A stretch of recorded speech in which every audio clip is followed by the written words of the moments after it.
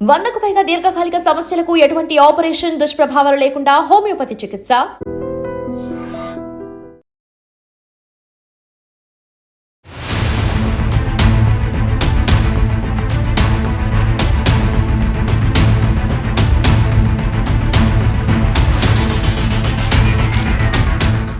నమస్కారం, welcome to I dream. నేను మీ సంగీత.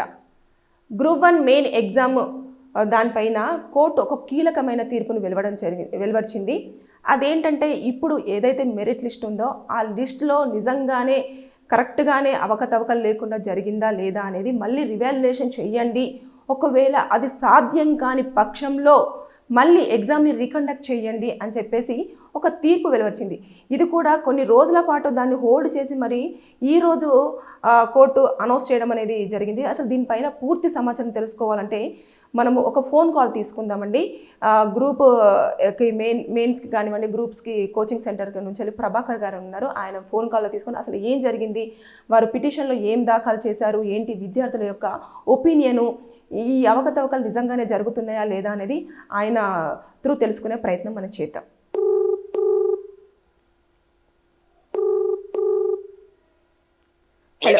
Hello sir, నమస్తే సార్. నమస్తే మేడం.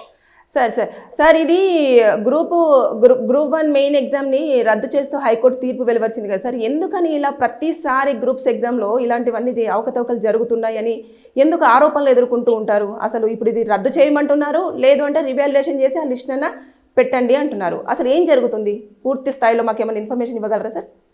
యాక్చువల్గా రద్దు అని ఏం చెప్పలేదు మేడం. కోర్టు ఏం చెప్పిందంటే, గ్రూప్ 1 జనరల్ ర్యాంకింగ్ లిస్ట్ లో అక్రమాలు జరిగినాయని చెప్పేసి కోర్టు గుర్తించింది. ఆ లిస్టు మొత్తాన్ని రద్దు చేయమని చెప్పింది. కొత్త లిస్టు కోసము ఖచ్చితంగా మెయిన్స్ పేపర్స్ ను రీవాల్యుయేట్ చేయమన్నది. రీఎవాల్యుయేషన్ కూడా మాన్యువల్ పద్ధతిలో చేయాలి. ఇంతకు ముందు ఒక 2 కేసులు ఉన్నాయి, వాటిని ఉటంకిస్తూ ఆ కేసుల ప్రకారం రీవాల్యుయేట్ చేయాలని చెప్పింది. ఒకవేళ కనుక టీజీపీఎస్ ఇది చేయకపోతే మళ్ళీ హైకోర్టు ఇన్వాల్వ్ అయిపోయి పరీక్షను రద్దు చేస్తాము, ఎవరైతే ప్రిలిమినరీ పాస్ అయ్యారో వాళ్ళందరికీ మళ్ళీ రీ ఎగ్జామ్ కండక్ట్ చేస్తామని చెప్పేసి కోర్టు చెప్పింది.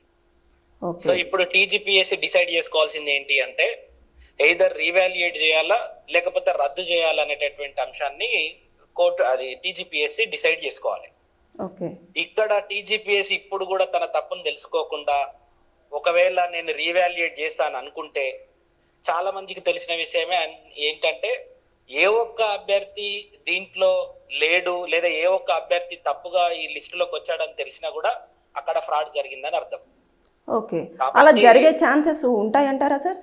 1000% ఉన్నాయి మేడం. ఇప్పుడు మీరు మెయిన్స్ ప్రొవిజనల్ లిస్ట్ చూస్తే, జనరల్ ర్యాంకింగ్ లిస్ట్ చూస్తే వరుస నెంబర్లు, వరుస రూమ్ నెంబర్లు, ఒకటే రూమ్ లో వచ్చినటువంటి అభ్యర్థులు ఓన్లీ మొత్తం మెయిన్స్ సెలెక్ట్ అయిన దాంట్లో 10% కూడా లేరు మేడం తెలుగు మీడియం వాళ్ళు. యాదృచ్ఛికంగా కూడా ఎవ్వరు పెద్దగా సైంటిఫిక్ రీసెర్చ్ చేయకున్నా కూడా ఆ లిస్ట్ మొత్తాన్ని నీట్ గా గమనిస్తే కూడా ఎందులో అక్రమాలు జరిగినాయి అనేది పూర్తిగా అర్థమవుతుంది. ఓకే, చాలా మంది సెలెక్ట్ అయినటువంటి వాళ్ళు చాలా జెన్యున్ గా కూడా పరీక్ష రాసి ఉండొచ్చు, జెన్యున్ గా వాళ్ళు సెలెక్ట్ అయి ఉండొచ్చు. కానీ ఒక అభ్యర్థి సెలెక్ట్ అయినటువంటి అభ్యర్థి జెన్యున్ గా రాసినంత మాత్రాన మిగతా 562 మంది కూడా జెన్యున్ గా వచ్చారు అనేటటువంటి దానికి టీజీపీఎస్సీ ట్రాన్స్పరెన్సీని మెయింటైన్ చేయట్లేదు. కాబట్టి ఇక్కడ ఈ 563 మంది ఎవరైతే సెలెక్ట్ అయ్యారో వాళ్లకు నష్టమే, తర్వాత మెయిన్స్ లో సెలెక్ట్ కావాల్సినటువంటి వాళ్ళు కాకుండా ఉన్నటువంటి వాళ్ళకు కూడా నష్టమే. ఇది ఓవరాల్ గా పరీక్ష రాసినటువంటి అభ్యర్థులందరికీ నష్టమే మేడం. అవును సార్, ఇప్పుడు మీరు అంటున్నట్టుగా మనం ఇంత ప్రాసెస్ అన్ని చేస్తున్న టైంలో కొంతమందికి ఏజ్ లిమిట్ అని ఉంటుంది, అది క్రాస్ అయిపోయే ఛాన్సెస్ ఉంటాయి కదా సార్. అప్పుడు జాబ్ అనేది వాళ్ళు లాస్ అయ్యే ఛాన్సెస్ ఉంటుంది కదా మేడం. ఏజ్ లిమిట్ అయిపోతే ఏజ్ పెంచమని చెప్పేసి గవర్నమెంట్ రిక్వెస్ట్ చేయొచ్చు. యూపీఎస్సీ కూడా ఇంతకు ముందు అటెంప్ట్స్ పెంచింది, ఏజ్ కూడా పెంచింది. కానీ ఒక్క 4 అభ్యర్థులు అక్రమంగా టీజీపీఎస్సీ ద్వారా నియామకం అయ్యి ఈ స్టేట్ సర్వీస్ లోకి వచ్చినా కూడా అది రాష్ట్ర ప్రజల్ని వాళ్ళు ఎంత పీల్చి పిప్పి చేస్తారు, ఎంత అవినీతికి పాల్పడతారు భవిష్యత్తులో మీరు ఒకసారి ఊహించండి. అవినీతి ద్వారా రిక్రూట్ అయిపోయి గ్రూప్ 1 జాబ్ చేసే అభ్యర్థి ద్వారా సేవలు పొందేటంత దౌర్భాగ్య స్థితి ఈ తెలంగాణ రాష్ట్రానికి లేదు.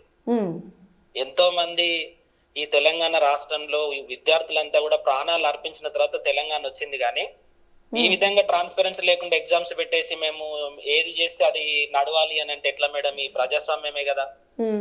అంటే సార్ ప్రతిసారి తెలుగు మీడియం స్టూడెంట్సే ఎక్కువ ఆందోళన దిగడం కానివ్వండి, వారే అన్యాయం జరుగుతుందని చెప్పేసి పిటిషన్లు దాఖలు చేయడం కానివ్వండి, ఇవన్నీ మనం ఎక్కువ స్థాయిలో చూస్తూ ఉంటాం. నిజంగానే తెలుగు మీడియం స్టూడెంట్స్కి అన్యాయం జరుగుతుందంటారా ఈ గ్రూప్స్ ఎగ్జామ్స్?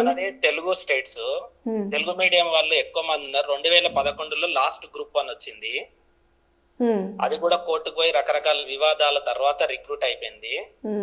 2011లో పరీక్ష రాసినటువంటి వాళ్ళు కూడా ఇప్పటికి ఇట్లనే ఉన్నారు మేడం. అంటే 2025లో ఉన్నాం మనం. 2025 ఎన్ని సంవత్సరాల నుండి ఈ తెలుగు మీడియం అభ్యర్థులు ఉద్యోగం లేక అట్టనే పోరాడుతూ ఉంటారు.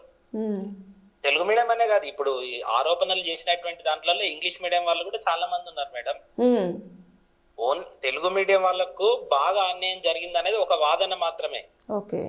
పరీక్ష ఎవాల్యుయేషన్ ప్రక్రియలోనే చాలా అక్రమాలు జరిగాయి అనేది కదా ఇప్పుడు పిటిషనర్ ఎగ్జాక్ట్లీ. అందులో తెలుగు మీడియం వాళ్ళకి ఎక్కువ అన్యాయం జరిగింది అనేది నిన్న జరిగినటువంటి ఇప్పుడు రీసెంట్ గా వచ్చినటువంటి వాదన. ఓవరాల్ గా ఇప్పుడైనా సరే మేడం, టీజీపీఎస్సీ అనేది ఫెయిర్ అండ్ ట్రాన్స్పరెంట్ ఎగ్జామ్స్ నిర్వహించాలి, రిక్రూట్మెంట్ కూడా ట్రాన్స్పరెంట్ గా చేయాలి. ఏ ఒక్క అభ్యర్థికి కూడా అన్యాయం జరగొద్దు. ఇది జరగొద్దు అని అంటే టీజీపీఎస్సీ ఇప్పుడు నాలాంటోళ్ళు కానీ, ఇంకా విద్యార్థులు కానీ, లేకపోతే ఇంకెవరైనా ఫ్యాకల్టీ కానీ, రాజకీయ నాయకులు కానీ ప్రశ్నించిన ప్రతి ఒక్కరికి కూడా నేను పరువు నష్టం దావా వేస్తా, నోటీసులు ఇస్తా, మిమ్మల్ని కేసులు వేస్తా, మిమ్మల్ని భయపట్టిస్తా అంటే ఇది భయపడడానికి ఇది మోనార్కిజం కాదు కదా.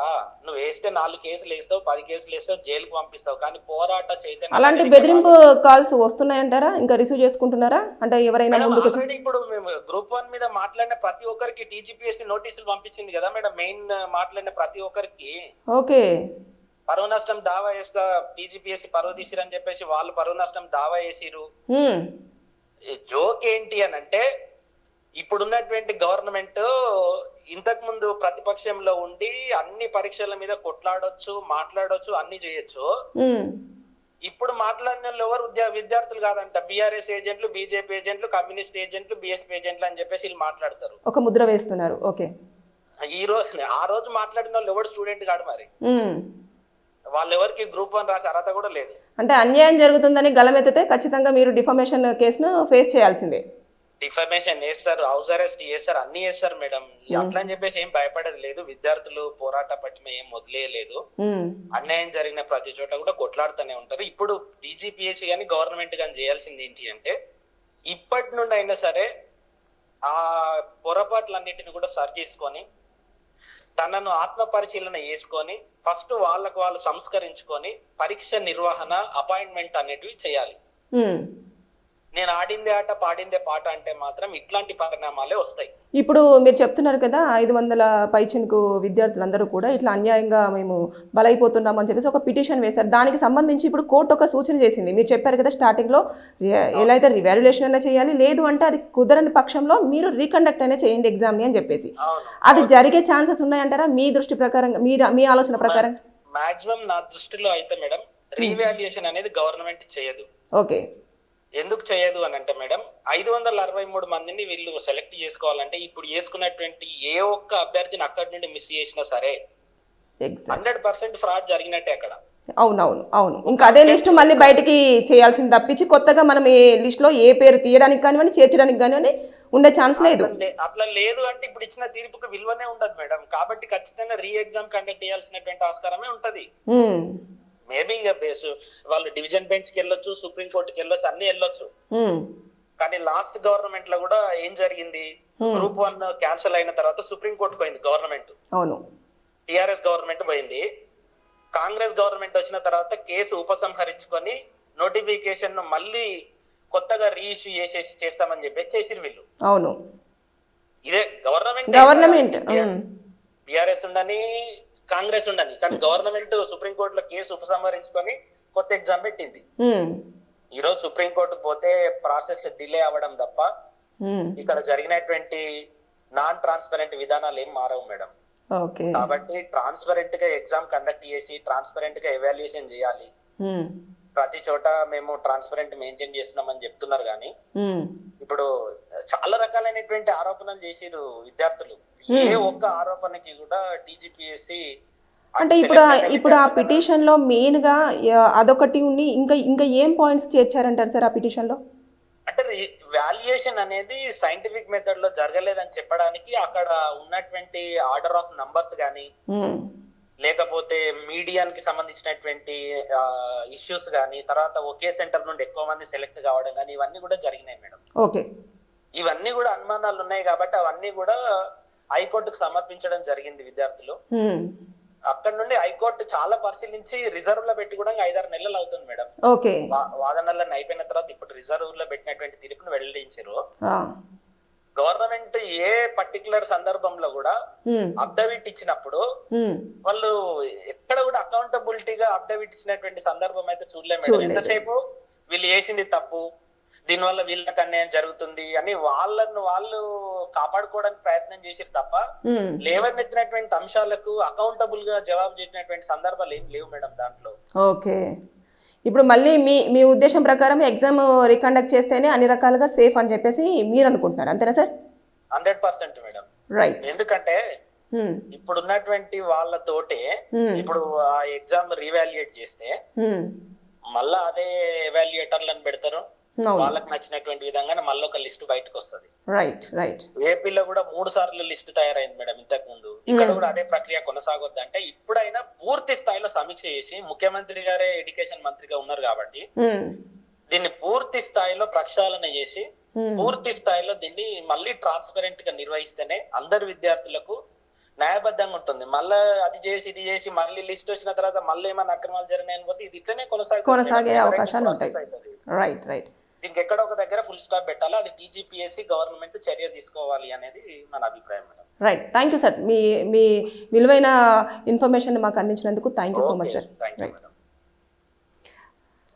ఇది అంటే చాలామంది కూడా మొత్తము 563 మంది అభ్యర్థులు కూడా ఒకే సెంటర్ నుంచి వెళ్ళి మ్యాక్సిమము సెలెక్ట్ అవ్వడం జరిగింది. మెరిట్ లిస్ట్లో కూడా ఎక్కువగా వారే ఉన్నారు కాబట్టి అని ఏవైతే మనకు మెరిట్ లిస్టు అనౌన్స్ చేస్తారో దాంట్లో అన్ని చూసిన తర్వాతనే ఈ విద్యార్థులందరూ కూడా మాకు అన్యాయం జరిగింది అంటే మనం ఎగ్జామ్ ఎంతవరకు కరెక్ట్ రాసాము, ఏం రాసాము అనేది మనకు ఒక ఐడియా ఉంటుంది. దీని ప్రకారంగా అందులో కొన్ని పాయింట్స్ అన్నీ కూడా పెట్టేసి వాళ్ళు పిటిషన్ వేశారు, కోర్టు దాన్ని చేసి 5-6 నెలల పాటు దాన్ని హోల్డ్ చేసి ఈరోజు అనౌన్స్మెంట్ ఇచ్చింది. దాంట్లో కూడా కోర్టు స్పష్టం చేసిందండి. ఏం చేసింది అని అంటే హైకోర్టు కూడా ఎగ్జామ్ని ఏమీ రద్దు చేయట్లేదు, కానీ మీరు మళ్ళీ ఒక్కసారి రివాల్యుయేషన్ చెయ్యండి అని చెప్పేసి సూచించారు. కానీ ఒకవేళ రివాల్యుయేషన్ చేశారు అనుకోండి, ఏమవుతుంది, ఎవరైతే మనము మెంబర్స్ని చూపించామో ఆ మెంబర్స్ మాత్రమే మళ్ళీ మెరిట్ లిస్ట్లో మళ్ళీ వాళ్ళే రావడం జరుగుతుంది. ఎందుకంటే ఒక కొత్త మెంబర్ యాడ్ అయినా కొత్త మెంబర్ని మనము ఒక మెంబర్ని తీసేసినా కూడా నిజంగానే ఇక్కడ అవకతవకలు జరిగాయి అని చెప్పేసి అది ఇంకా పెద్ద స్థాయిలో కూడా లేవనెత్తి ప్రశ్నలు, చాలా వరకు ప్రశ్నలు లేవనెత్తుతాయి, నిరసనలు ఇవన్నీ కూడా జరిగే అవకాశం ఉంటుంది. కాబట్టి కోర్టు చాలా నీట్గా మళ్ళీ బెటర్ ఎగ్జామ్ని రీకండక్ట్ చేయండి అని చెప్పడం జరిగింది. అంటే ఏదేమైనా సరే విద్యార్థులు మాత్రం చాలా ఆందోళన వ్యక్తం చేస్తూ ఉన్నారు. మొత్తం కోర్టు అయితే పునఃపరిశీలన చేయడం జరుగుతుంది, ఎప్పటికప్పుడు ఇన్ఫర్మేషన్ అంతా తీసుకుంటూ ఉంటుంది, అది ట్రాన్స్పరెంట్గా జరుగుతుంది. అది టీజీపీఎస్సీకి ఎప్పటికీ కూడా ఎన్ని నోటీసులు ఇచ్చినా తర్వాత ఎంత వార్నింగ్స్ ఇచ్చినా ఏం చేసినా కూడా వారు వెళ్ళే విధానంలోనే వారు వెళ్తున్నారు. కానీ స్టూడెంట్స్ దాన్ని ఎప్పటికప్పుడు కొట్టివేస్తూ తర్వాత నెక్స్ట్ వారు చేస్తున్న అవకతవకల గురించి పిటిషన్లు దాఖలు చేయడం, కోర్టు దృష్టికి తీసుకురావడం ఇవన్నీ జరుగుతున్నాయి. అయినప్పటికీ కూడా అందుకని చెప్పేసి అప్పుడెప్పుడు నోటిఫికేషన్ వస్తే మళ్ళీ రీసెంట్గా నోటిఫికేషన్ వచ్చి ఎగ్జామ్ కండక్ట్ చేసినా కూడా అది లిస్ట్ అనేది హోల్డ్ అయిపోవడం జరిగింది. అంటే ఎవరైనా సరే న్యాయంగా చదివి మంచి మెరిట్ లిస్ట్లో పాస్ అయ్యి ఉద్యోగం తెచ్చుకున్న వారికి మాత్రమే ఎలిజిబిలిటీ ఉంటుంది, కానీ ఊరికే బ్యాక్ డోర్ నుంచి వచ్చిన వారికి మాత్రం కాదు అనేది విద్యార్థుల ఆవేదన. ఏదేమైనా సరే ఇంకా మున్ముందు ఈ విషయం ఏ విధంగా చూడాలి అనేది మనం వేసి చూడాల్సిందే. బెటర్ నా ఉద్దేశంలో ఉన్న ప్రకారం కూడా ఎగ్జామ్ అనేది గ్రూప్ 1 మెయిన్ ఎగ్జామ్ మళ్ళీ రీకండక్ట్ చేస్తేనే అన్ని విధాల శ్రేయస్కరం అనేది నేను కోరుకుంటున్నాను. ఈ వీడియో చూసిన వారికి ఎవరికైనా లీగల్గా డౌట్స్ ఉంటే కింద మీ ప్రాబ్లమ్ని కామెంట్ రూపంలో తెలియజేయండి. దానిపైన నేను వీడియో చేసి మీకు పూర్తి సమాచారం అందించడానికి ప్రయత్నం చేస్తాను. Thank you.